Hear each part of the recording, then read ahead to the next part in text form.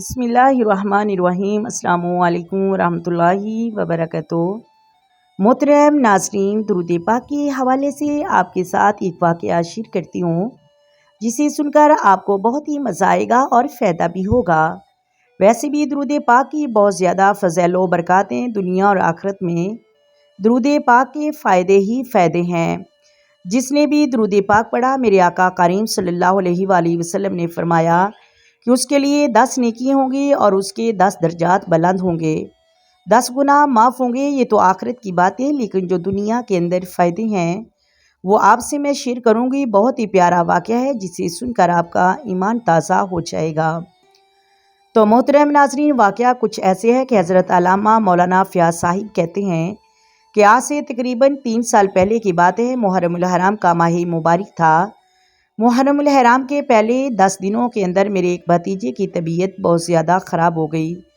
وہ کئی دنوں سے بیمار تھا، لیکن پھر میں اسے نشتر ہسپتال میں لے آیا۔ جب ڈاکٹروں کے پاس لے آیا، ڈاکٹروں نے کوشش کی۔ ڈاکٹروں نے کہا کہ آپ دعا کرو، اللہ کی بارگاہ میں دعا کرو، صدقہ دو۔ تو ڈاکٹروں نے جب کہا کہ صدقہ دو، دعا کرو، تو مولانا فیاض صاحب فرماتے ہیں کہ میرے بھی دل میں درود شفا کا خیال آ گیا، کیوں نہ ہم سب مل کر درود شفا پڑھیں۔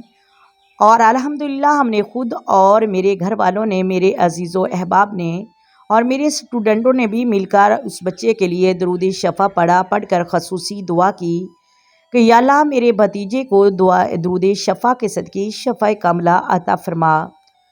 کہتے ہیں کہ جب ہم درود شفا پڑھتے تھے تو ہم اپنے پاس پانی بھی رکھ لیتے تھے اور پانی پر بھی دم کر لیتے۔ وہ پانی ہم اس مریض کو پلاتے، اپنے بھتیجے کو پلاتے جو بیمار تھا۔ تو چند ہی روز ہم نے درود شفا پڑھ کر دعا مانگی۔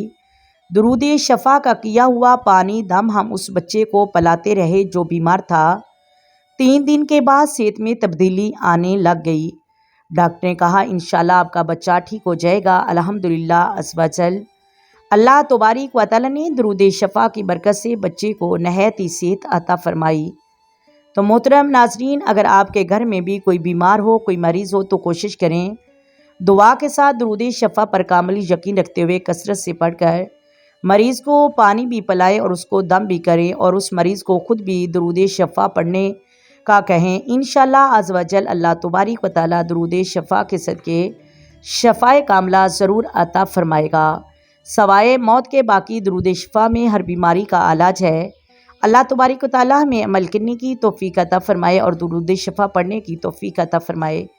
آمین ثم آمین۔ آئے مل کر آقا دو عالم نور مجسم سرور کائنات صلی اللہ علیہ وآلہ وسلم کی ذات پر درود و سلام کے نذرانے پیش کریں۔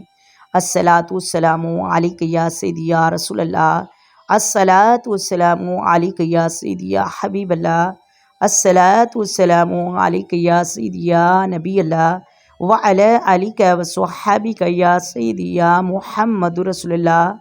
محترم ناظرین، اللہ حافظ۔